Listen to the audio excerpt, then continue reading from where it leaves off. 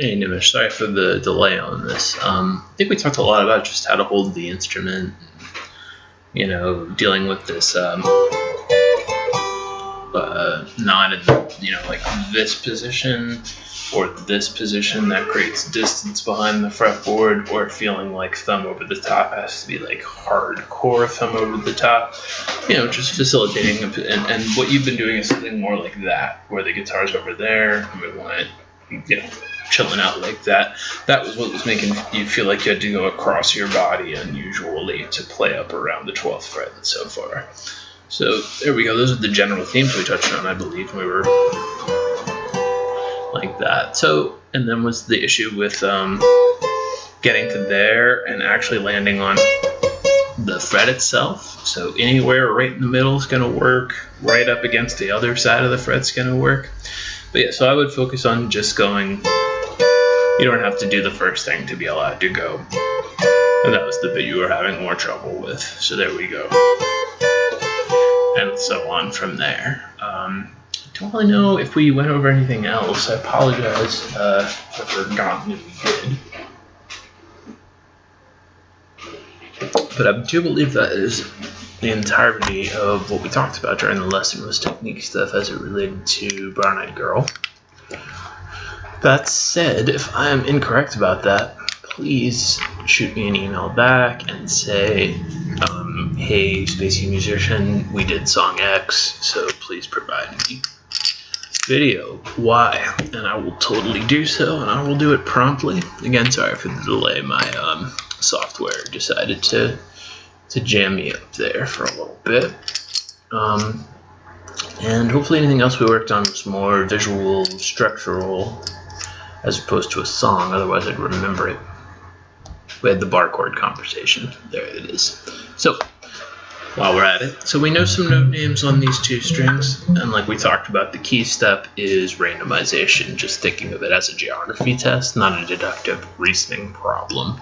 So please, before you embark on the rest of this video, just get those note names down. No, I'll know this is A because this is D. One hint is you can start on the 5th string rather than the 6th string, so rather than always going A, D, go D, A a fair amount of the time. Realize which ones actually trip you out and key in on those.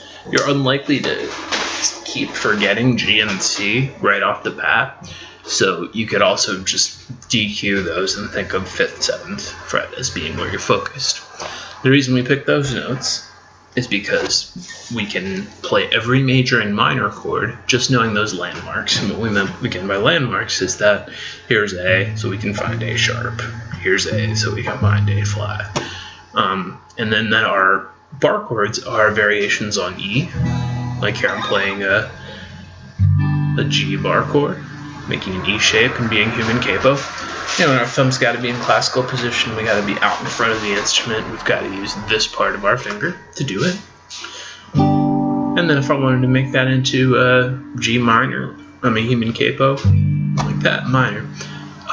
And really, we have the trick of putting all 4 fingers on the bass string, and not just where it's like I can figure out a way to do it, but really your thumb should be dead center, not down here, not up higher. Letting go of the feeling of your palm wanting to touch the instrument, as now we're more out in front of the instrument for the first time. If we had to pick one thumb position, this would be it, but we don't. Pretty comprehensive discussion of when do we use one versus the other.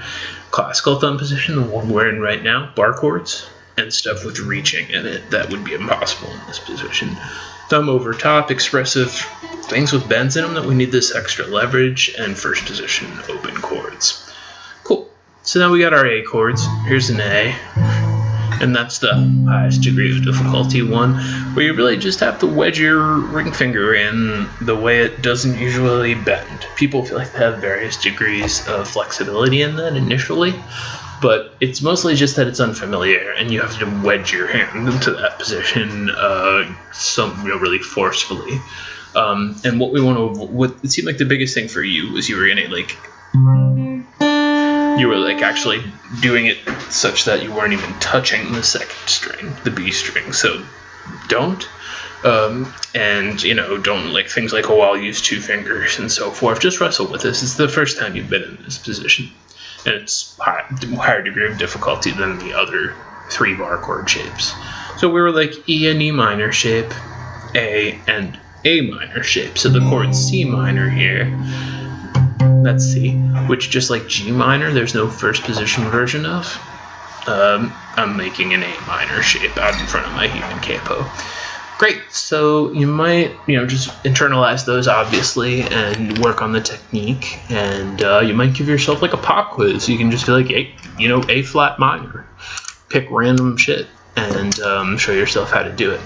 Also, I think we recognized that there might have been some song you played at some point where F was in it, and that's totally our first E-shaped bar chord. Alright, I will see you very soon. Thanks for your patience on the video. Have a good rest of your weekend.